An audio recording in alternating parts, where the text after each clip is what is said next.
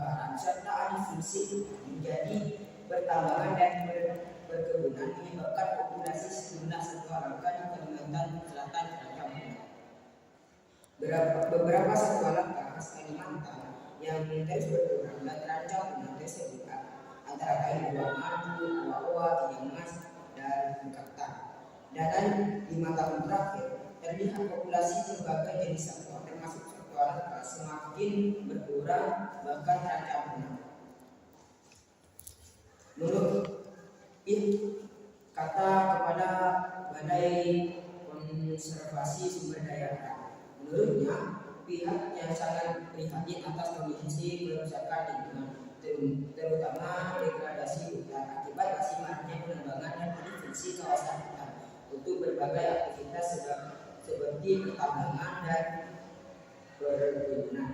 Kerusakan hutan otomatis membuat habitat satwa rusak sehingga banyak satwa mati. Faktor lain penyebab berkurangnya satwa adalah pembakaran hutan dan masih adanya saksi perburuan satwa langka oleh masyarakat. Perburuan dan perdagangan satwa langka ini menjadi masalah tersendiri yang perlu ditangani.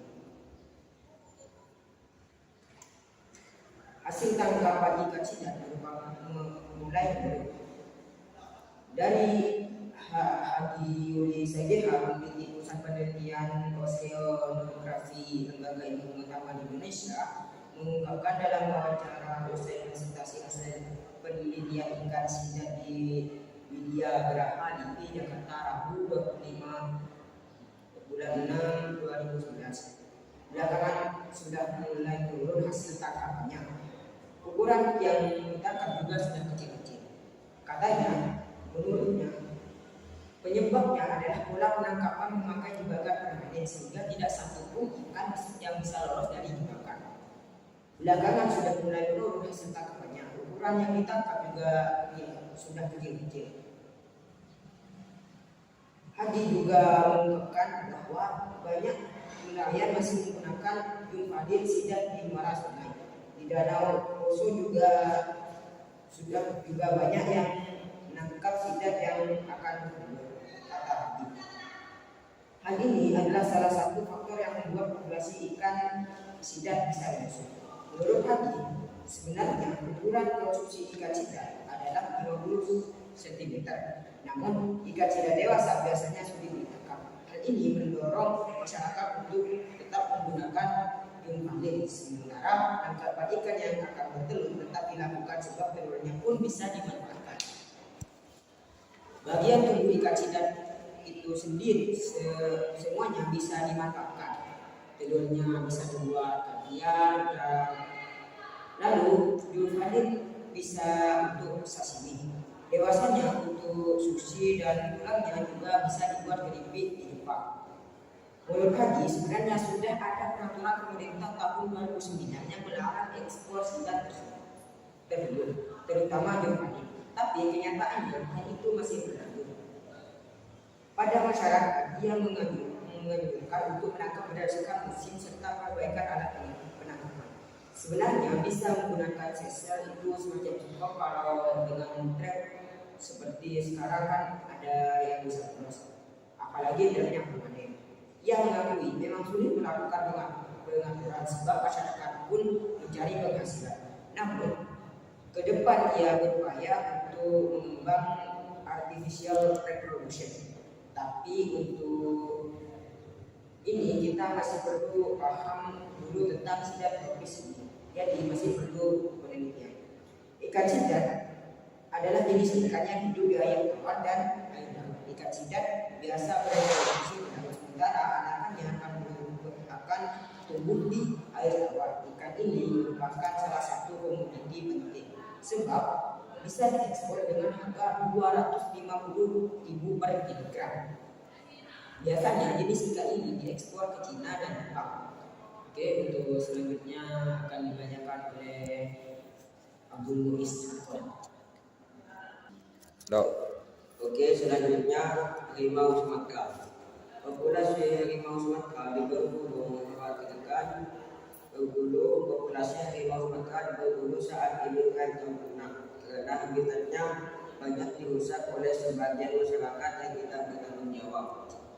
Kepala Balai Konservasi Sumber Daya Alam Provinsi Bengkulu Amun Zamoha Kamis mengatakan populasi harimau Sumatera di daerah ini hanya sekitar 50 ekor yang tersebar di 6 kabupaten. Keberadaan harimau Sumatera yang terdapat di Kabupaten Sekuma, Kaur, Bengkulu Tengah, Bengkulu Utara, Muko, dan Lebong saat ini kami memperkirakan hanya berjumlah 50 ekor saja.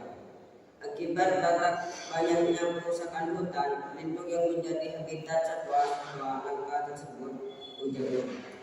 Hewan dengan nama Latin Panthera tigris sumatera tersebut kerap kali terlihat di sekitar lahan perkebunan yang berada di sekitar kawasan hutan lindung. Kemunculan sengaja hutan tersebut biasanya berakibat hilangnya ternak warga akibat dimangsa oleh satwa langka tersebut. Harimau Sumatera yang muncul di lahan perkebunan sekitar hutan lindung juga terkadang menyerang manusia yang sedang berkebun. Kemunculan harimau di sekitar perkebunan hutan ini seringkali dimanfaatkan untuk memasang jerat atau menembak sang gajah hutan untuk diperjualbelikan. Selain warga setempat, pemasangan jerat dan pemburuan harimau Sumatera juga sering dilakukan para pemburu profesional yang datang dari luar provinsi Bengkulu. Katanya, ia menjelaskan salah satu kendala mengatasi perburuan liar terhadap harimau Sumatera di hutan lindung wilayah provinsi Bengkulu adalah terbatasnya jumlah polisi kehutanan. Saat ini polisi kehutanan di setiap kabupaten atau kota sekitar kelurahan orang sehingga tidak mampu mengawasi wilayah hutan yang sangat luas. Untuk mengatasi kekurangan kami telah mengusulkan penambahan jumlah tenaga polisi kehutanan ke Kementerian Kehutanan Republik Indonesia agar pengawasan hutan lindung dan khususnya harimau Sumatera bisa dilakukan dengan maksimal, katanya. Yang selanjutnya akan dibacakan oleh Bapak. Oke, yang selanjutnya pelestarian harimau Sumatera mengkhawatirkan. Kepala Balai Konservasi Sumber Daya Alam Bengkulu Monzo Zamora mengatakan pelestarian harimau Sumatera atau Panthera tigris sumatrae semakin mengkhawatirkan karena ancaman terhadap habitatnya semakin serius.